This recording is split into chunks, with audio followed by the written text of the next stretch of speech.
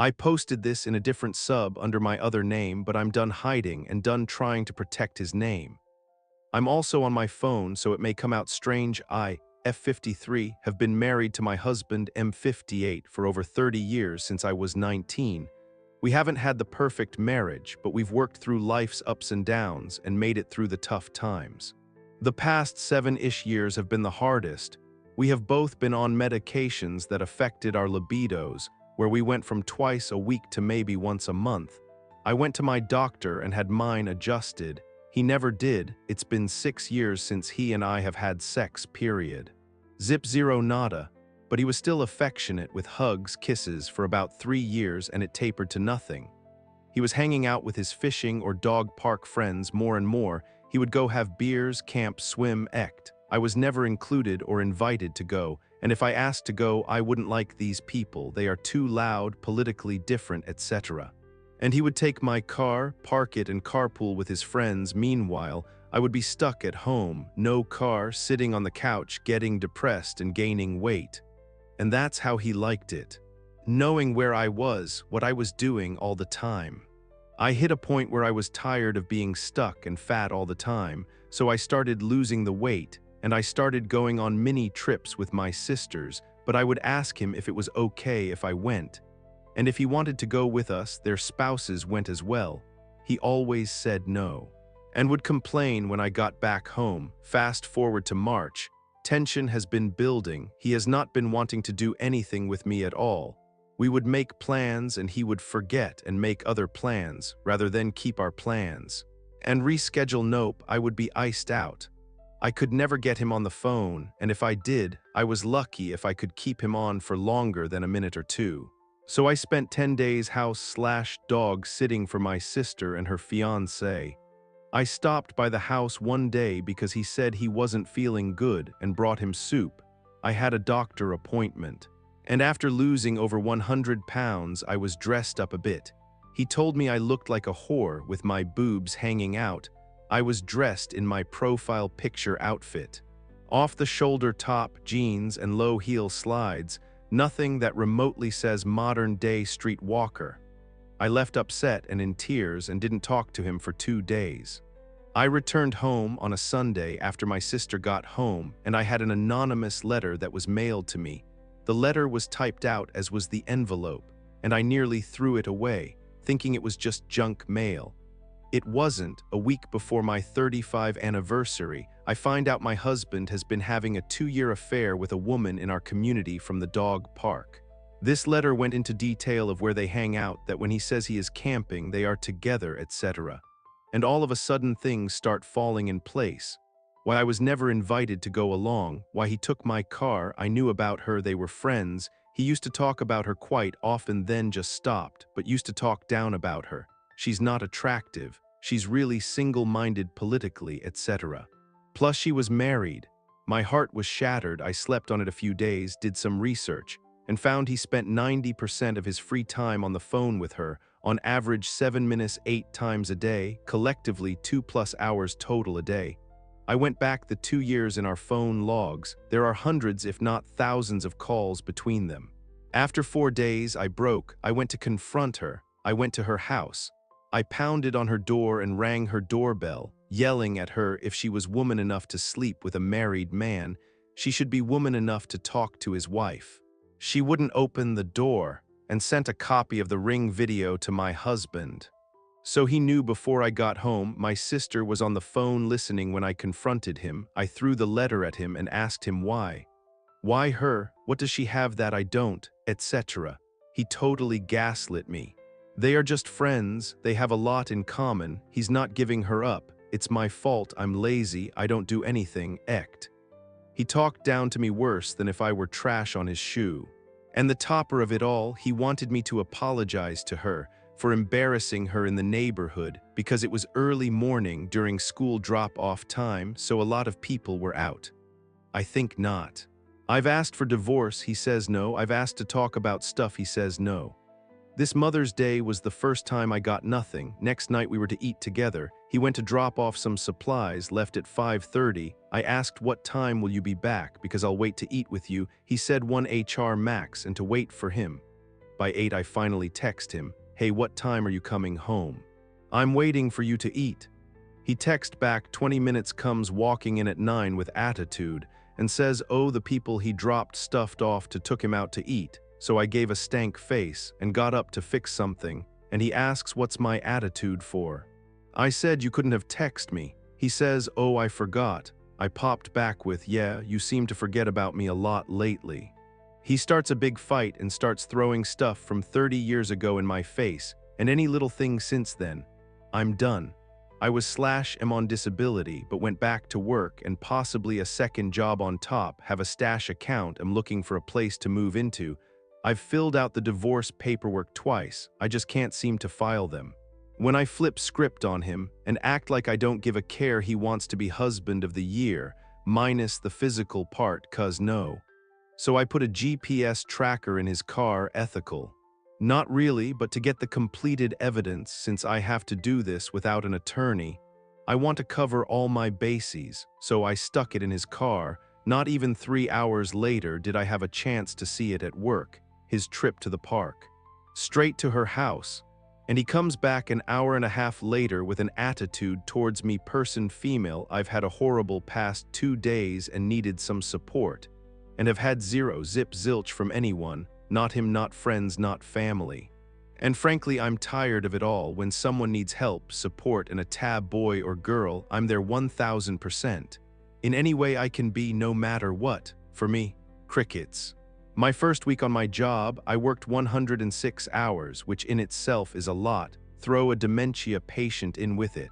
And it's a crazy schedule. I received Employee of the Month, which I was very proud of. I left the certificate on the table. He said not a word, sent a screenshot to my family, nothing. Okay, so maybe they don't feel the same. I had my first patient pass away on Thursday, and that high tea hard. I had been with this family since I started and had moved to 5 days a week.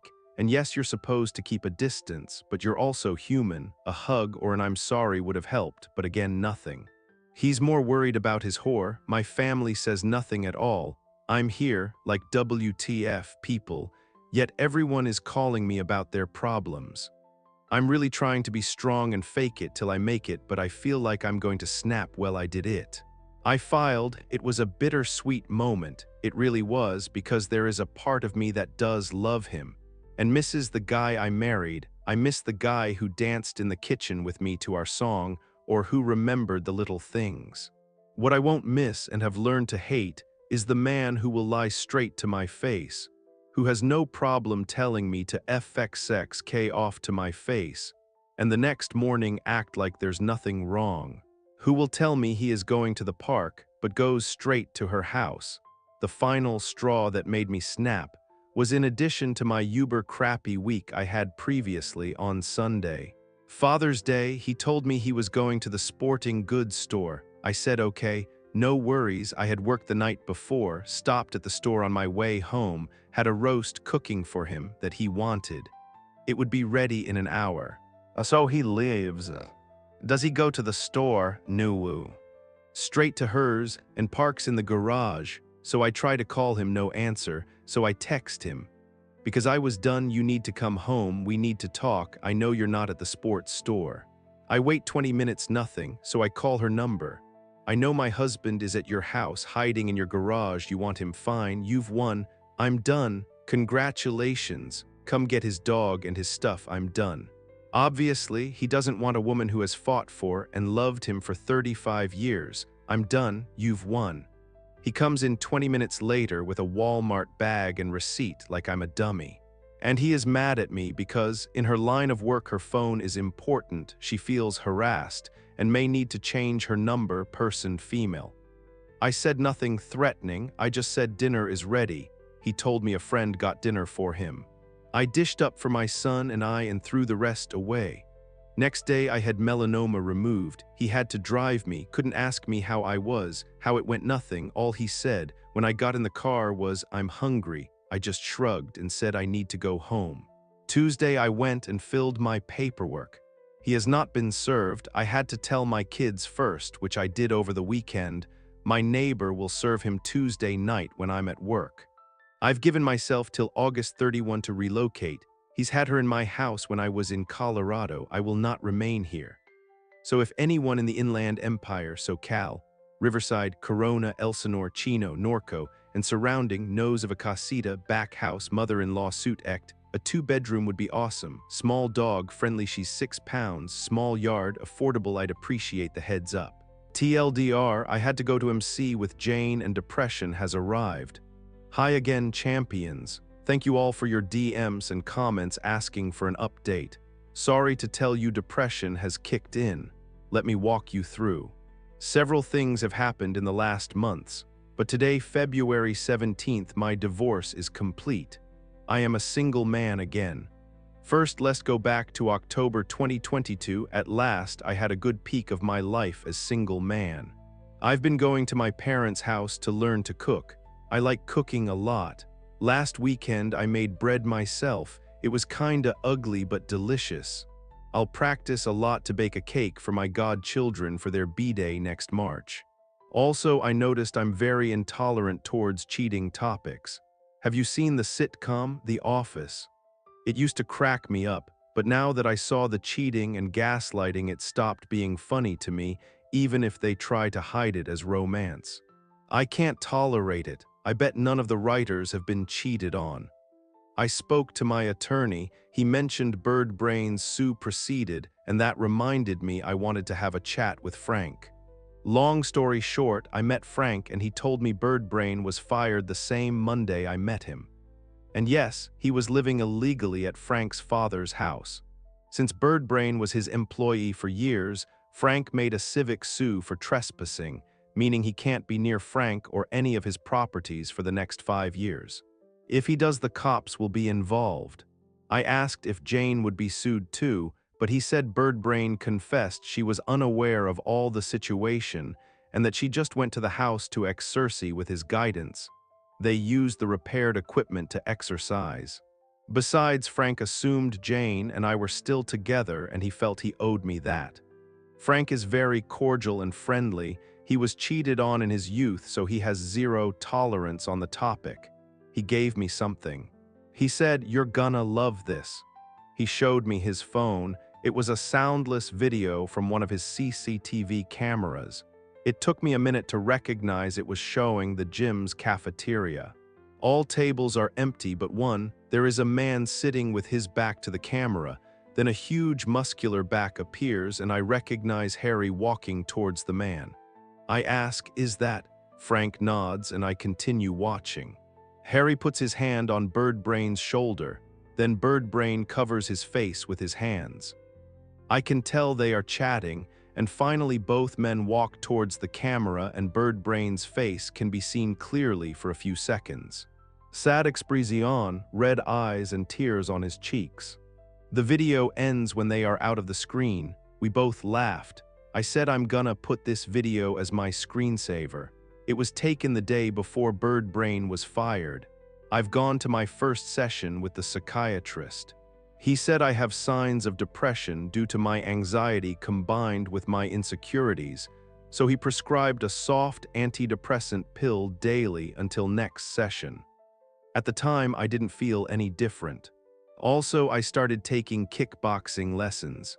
My coach told me I have good reflexes, but I have a long way to go. Jane took all her stuff from the condo. She also took our marriage big picture. My brother's friend gave me a good idea. I'll sacrifice the living room to make another bedroom and make the dining room and kitchen a common area.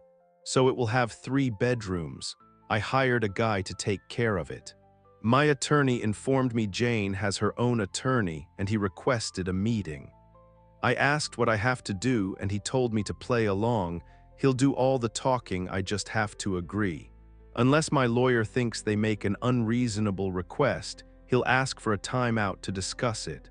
The following week, the meeting took place at Jane's attorney's office. Jane was stunning and very quiet.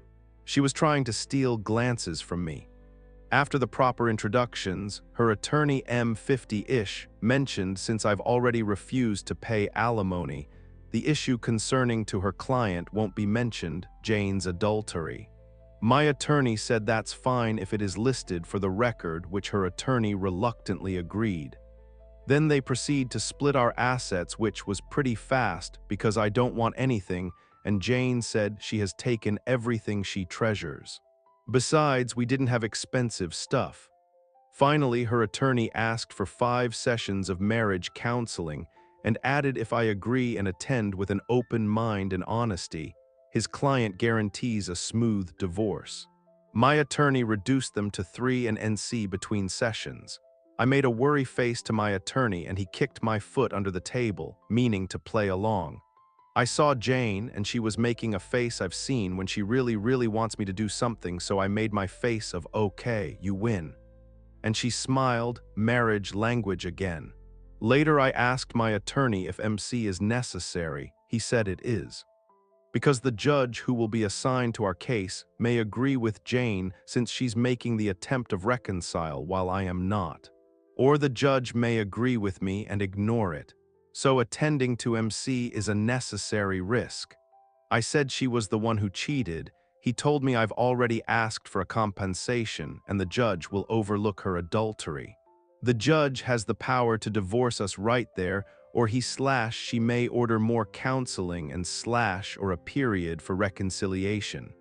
It's like flipping a coin. Moving on to mid-October, we attended to the first session. We sat on big sofas, one in front of the other, and in the middle the counselor, let's call her Dolers. After hearing all the background and the main point of our divorce, she asked both of us what we expect. I said I just want to be amicable but still want to divorce, and Jane said she wants to reconcile. She asked for Jane's opinion about my goal, and she said she doesn't want to divorce. She has never stopped loving me. I was about to argue, but the counselor asked me to not interrupt. Then she asked me about Jane's goal. I said I don't think we can reconcile because I don't trust her anymore, and I think she's in love with AP. This time Jane wanted to say something, but the counselor asked Jane to not interrupt. Then asked me why I think that. I mentioned the gaslighting, how she was jiggling the day before D-Day and how eager she was to get rid of me on D-Day. It was Jane's turn to talk. She swears she does not love Bird Brain. She has never told him, I love you, because she doesn't. She barely spoke to him during the day, even though he was constantly sending messages to her.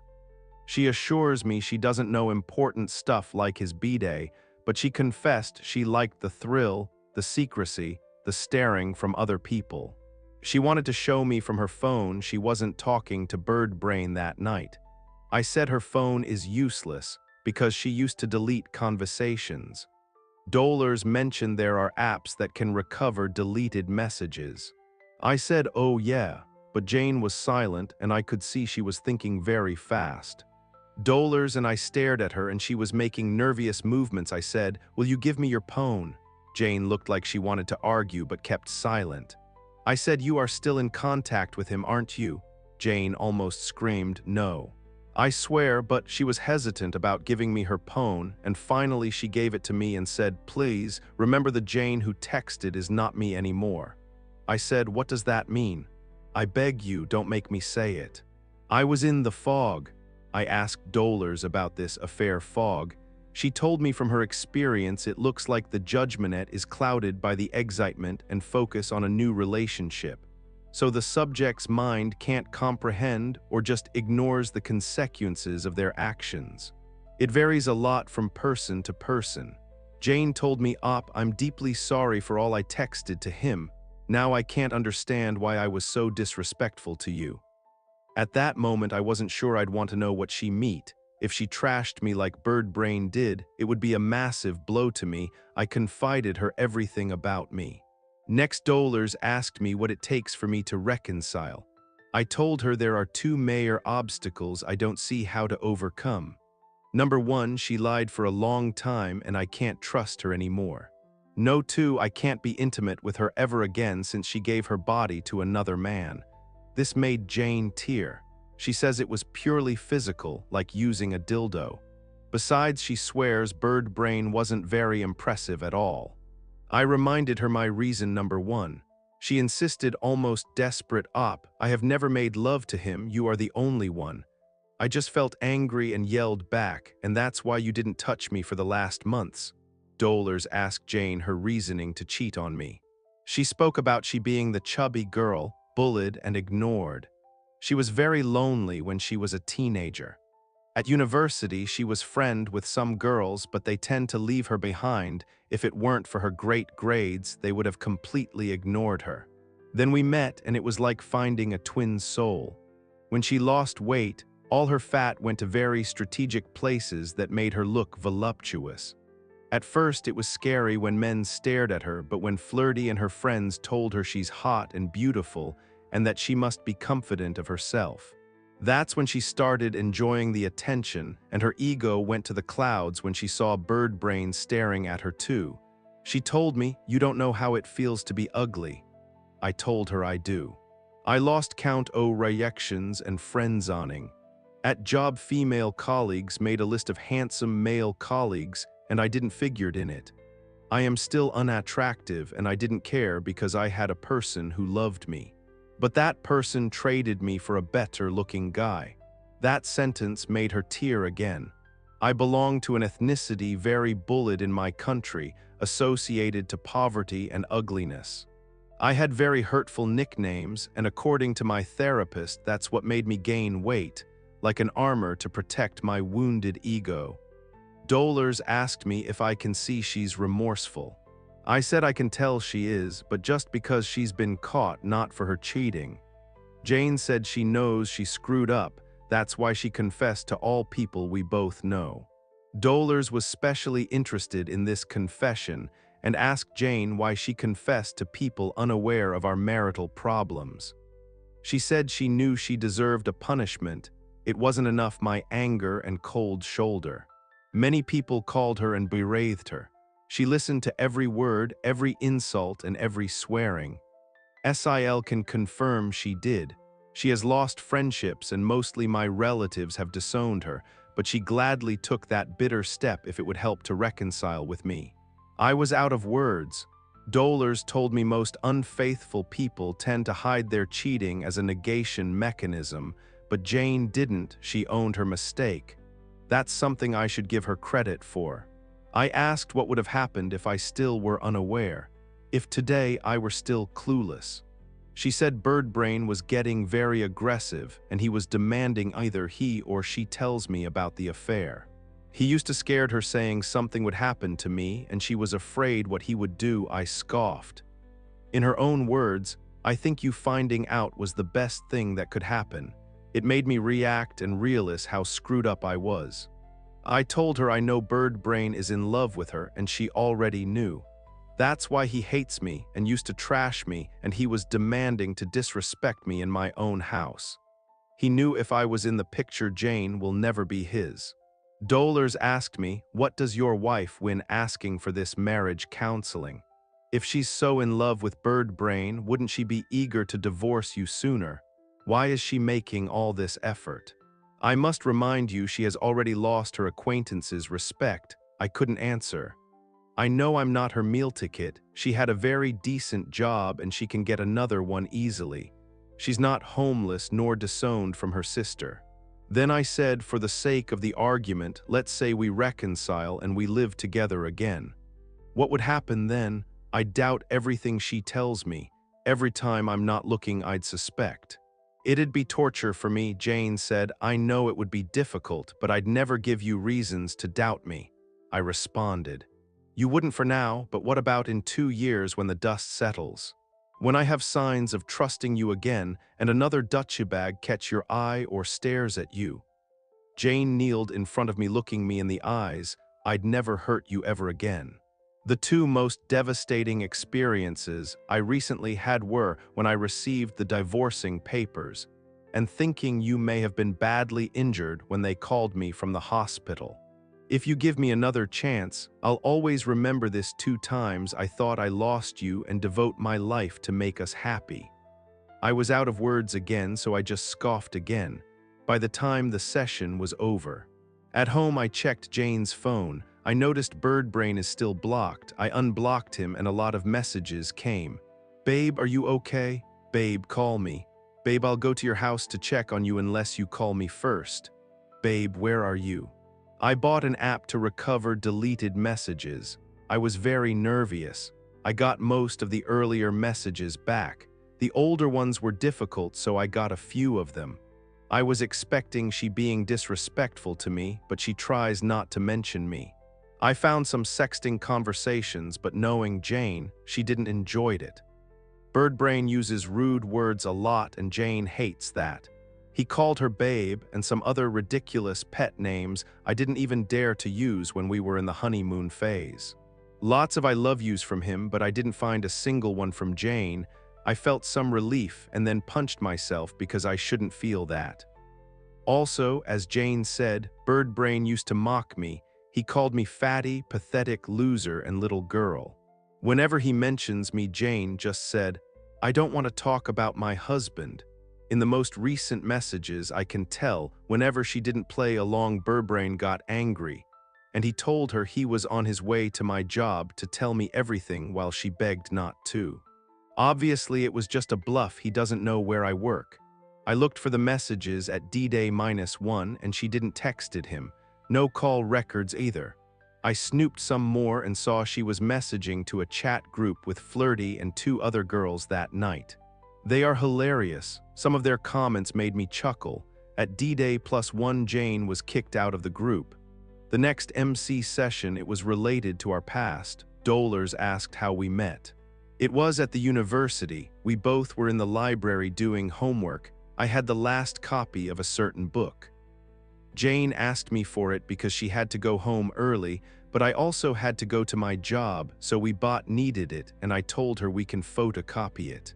We were in different careers, but we had the same teacher, so the assignment was the same. We chat while we were in the line.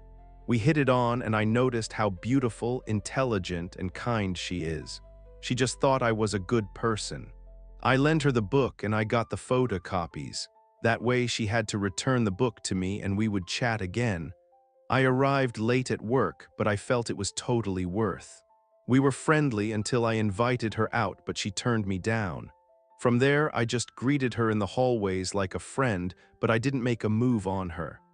Suddenly, a week later, she invited me out. I babbled a yes, and we started dating. Next, Dolers asked what made us fell in love with each other. In my case, it was when I took Jane to eat Japanese food for the first time. She was clumsily trying to eat using the chopsticks until she had enough and said, "Fuck this," and she pierced the meat and ate that way. I'd never heard her cursing before, so it made me laugh, and I said, "I love you," for the first time. Jane took longer, but she says it was in a trip we both took. She knew it was going to be our first time being intimate, but she had cold feet because she thought it would disappoint her father. Also, she was scared. She thought I would get mad and didn't tell me. At night, she started crying and apologized to me. I told her I'm not mad, and if she didn't feel ready, I understand. I want her to trust me and feel comfortable with me. We cuddle and slept. She realized she felt secure with me, and that was the first time she told me the L word. That session, I did got angry nor yelled, and I had a nice time remembering good old times. I gave Jane her phone back. I told her I believe her, she's not in love with Birdbrain. She took her phone, smiled at me, and left without a word. She really is respecting my NC request. The following Sunday, one of my cousins, let's call her Karen, threw a Halloween party at a bar and she invited me. No disguises were required, so I groomed and attended to the party alone. Karen was one of the many people who received Jane's confession. She wrote her that she'll introduce me a very hot date, so she introduced me to a friend of hers, a woman in her late 20s, very attractive. Let's call her Princess. I greeted her and then I saw it. She made a face I've seen several times, like if I had a giant booger dripping from my nose, a face of disgust and disappointment. I usually don't care about it because I had my beautiful wife. At that time, I was eager to know how much I've improved myself, seems none since 18 years ago when I met Jane. She never gave me that look. She always looked happy to see me, that's why I fell fast and hard for her. Immediately, my defense mechanism acted, and I wanted to keep my distance from Princess, but Karen sat us on a booth, and I tried very clumsily to chat. but she barely responded. She took her phone out and texted while I tried to maintain conversation. Another guy came and told her, "Here you are, I didn't know you were coming." "Wanna dance?" She looked at me and said, "You don't mind, right?" I said, "Go and have fun." I saw them getting lost in the crowd while I kept thinking, so he didn't know she was here, but still he was looking for her. I bet she texted him, "Come and save me from this creep." I looked for Karen. It took me some minutes to find her. She was talking to Princess. Before they noticed me, I clearly heard her saying, "You said he's a catch." "He is," and Karen saw me. They immediately got quiet. I said, "I'm not feeling well and I'm going home." I told Princess sorry for not meeting your expectations. She shrugged. Karen had daggers in her eyes. When I got home, I thought she just was some materialistic witch, but she moved some dark old feelings from my youth. I couldn't stop them coming for me. I'll be alone from now on. Childless, wifeless. I am a very unattractive man. It will be very hard for me to build another relationship. I'm almost 45 and alone, a total loser. I had another anxiety attack. My therapist told me what to do. I got under my sheets covered from head to toes. I was crying, trembling, and sobbing I don't know for how long until I woke up very early in the morning. My pillow was wet because of my tears and sweat. My head hurt and I sat on my bed staring at the floor for almost an hour, lost in my dark thoughts until my alarm rang. It was time to get up, but I didn't. I felt out of energy. I didn't go to the gym. I sat on the shower floor to sob and I went to work. One of my close colleagues, same guy who lent me his car, noticed I was very quiet and slow. He told me I looked sad and I finally understood depression has kicked in. The following day, I received some text from Karen apologizing for her friend. I ignored it and tried to go to the gym, but I felt like my energy was cut in half or less. I was tired very quickly. I didn't complete my session and went home. The following Tuesday, I took my godchildren trick-or-treating with SIL in Mexico. We do this on November 1st and 2nd. I cheered a bit, but when I got home, I felt down again. The third and final session was 3 days after Karen's party. I arrived and tried to make a good face, but I failed. It took some minutes to Jane to notice I was not the same. She asked me if I was okay. I faked a smile and said I'm fine, but she stared at me and I couldn't see her in the eyes, and she asked Dollars if we can reschedule because Op is not well. I insisted I'm fine, but Jane said, "That's a lie. I can tell you're not fine." Dollars asked me what I am feeling. I didn't want to look weak in front of Jane, but then she said, "He's sad." I looked at her surprised. She sat next to me and asked, "What's wrong?" She grabbed my hand, and this time I didn't rejected her. I just saw her big, beautiful brown eyes scanning my soul. I'm ashamed to admit I started to sob. I put my elbows on my knees and teared a bit. Jane caressed my back and I regained some composure. My nose was running and my eyes were red. I went to the restroom and wet my face. When I returned and sat next to Jane, I saw she had tears on her face, and Dollars asked me the reason of my sadness. Jane said with trembling voice it was her fault. I agreed to be honest and told her it's not because of her. My insecurities are giving me a rough time. Jane stopped crying and grabbed my face with both of her hands and placed it in front of hers, nose to nose. She said, "Op, I really hate when you say you are unattractive." Yeah, I've whined to her about this in the past, especially when I felt I was losing her. Then she started numbering the things she likes about me. She also added, "When I undressed you at the hospital and you were only in your underwear, the nurses and I thought hubba hubba." That's the best translation I could find. That made me chuckle and I did feel better. I can see you are in better shape than I remember. I did lose another 4 kg when all this drama started, but also I lost some muscle due to lack of sleep and appetite. I glanced at Dollars. She was silent the whole time, staring at us. She said, "You both still can work on a new marriage. Your previous marriage is done, but a new concept could work for both of you. That is my advice if you want to take it." Jane loved the idea. I said I'm not sure about that and I'll discuss it with my lawyer and my therapist. The rest of the session we talked about our life so far individually. I didn't know Jane got another job in a different company doing the same thing she did in the previous one, and she's still on therapy. I mentioned I'm learning to cook and trying to focus on my mental health. She asked us the good points and bad points of being separated. I mentioned I am busier and it helps me to go on. I didn't mention sometime I miss my wife, but Jane did. She said she hates being alone and not in her house with her husband, who she loves dearly, and she pressed my hand. I hadn't noticed we were sitting next to each other, and she was still holding my hand. I'm sorry to admit, in that moment of darkness, her warm touch felt like a pure ray of light. The session was over. Dollars signed the documents given by our attorneys. We walked together and I took her to her car, still unsure about my feelings to her. She asked me if the NC request was over. I told her I guess. Then she asked me if we can have a date for my birthday mids of November. When she saw my face of worrying, she hurried to say it was only a dinner. She just want us to chat like the good old times. I agreed, but asked for no kisses and no excessive touching. We agreed to meet 2 weeks later, one day before my B-day. Meanwhile, I asked for NC again.